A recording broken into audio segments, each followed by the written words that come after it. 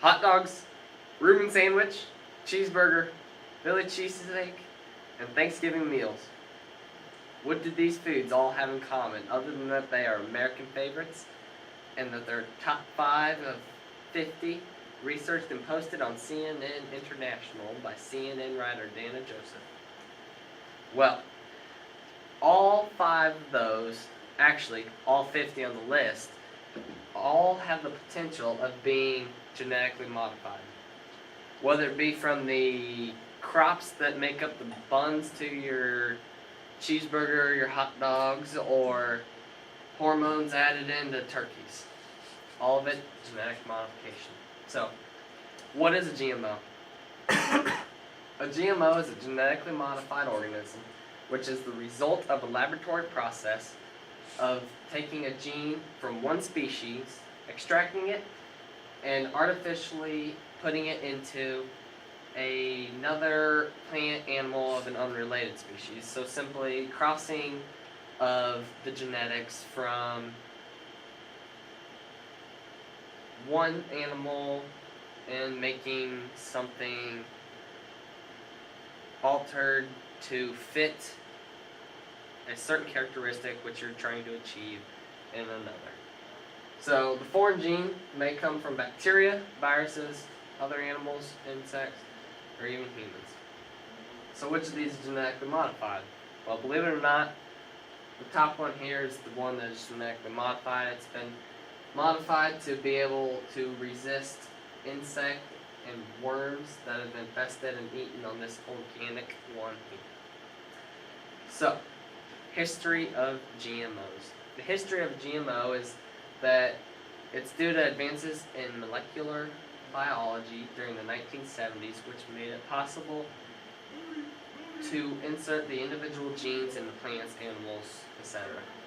So direct gene transfer held much promise, as it does today, for disease-resistant crops, rice, wheat, and added vitamin content in strawberries, oranges, better able to withstand frost, and some benefits claimed by those in favor. So, as you can tell, they've been around over 30 years, and according to Stephen H. Howell, Director of Plant Sciences Institute at Iowa State University, it's important for economists to know how genetically modified plants, such as Roundup Ready soybeans, cuts down on the total number of harmful herbicides used to control weeds. Roundup Ready soybeans are in fact safe to eat. They're safe for human consumption. Now, if you want to eat them straight out of the field, that's fine and dandy, but typically, especially here in Missouri, most of the crops that you'll have raised as you're driving down the road, you'll see them, they're usually grown for animal consumption, such as the corn and things that we grow along here in Drexel. So, why do we have them? Why bother messing with genetics or anything like that? Well, the emergence and rapid growth of GM foods has taken place mostly under the radar. Really, that's because legislators and everybody don't want to mess with people's food and saying something is gonna take precedent over another. So, by the year 2050, it's expected that we'll need to feed a population of nearly 9 billion people. So, as a society having a food crisis, we're having to produce more food on less land. By genetically modifying crops, that goal can be reached. And as I say, we need to feed 9 billion people. I mean, we as a society and as Americans who have taken the role as a power over the nations. Charles Benbrook, chief scientist with the Organic Syrup Center, who has also served from 1984 to 1990 as an executive director of the National Academy of Sciences Board of Education, has this to say about GMO crops. What's happened is that with no independent voice on either the positive aspects or the negative, the public gets PR from the companies or a spin from activist groups.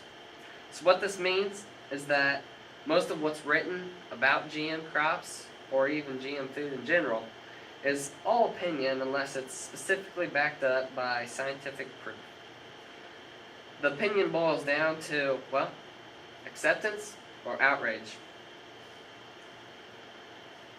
This is a graph about the number of acreage devoted to corn, and the land here ranking about 22% back in 2008 is what's been set aside for corn growing, and again, that's typically going to be towards consumption from animals. So the controversy, again, outrage or acceptance. Are GMOs safe? There have been many studies done that both support GMOs or say that they are not safe. Don't be fooled. Genetic modification is not used only in food. It is done on animals as well. For example, common household pet, a goldfish. Well, if you've been at Walmart, then you'll see the glowing fish that have been genetically modified to be able to do that. Here's a chart of who would be willing to consume genetically modified foods. As you can tell, it's steadily grown throughout the years. Pros: the crops become more resistant to weather, insects, and an increased food quality, higher nutrition, higher yields. Cons: you can unintentionally create something that you don't want.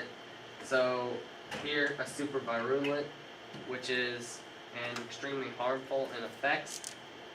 An unregulated market because they're not required to be labeled. And patents of GM food could create a new type of monopoly.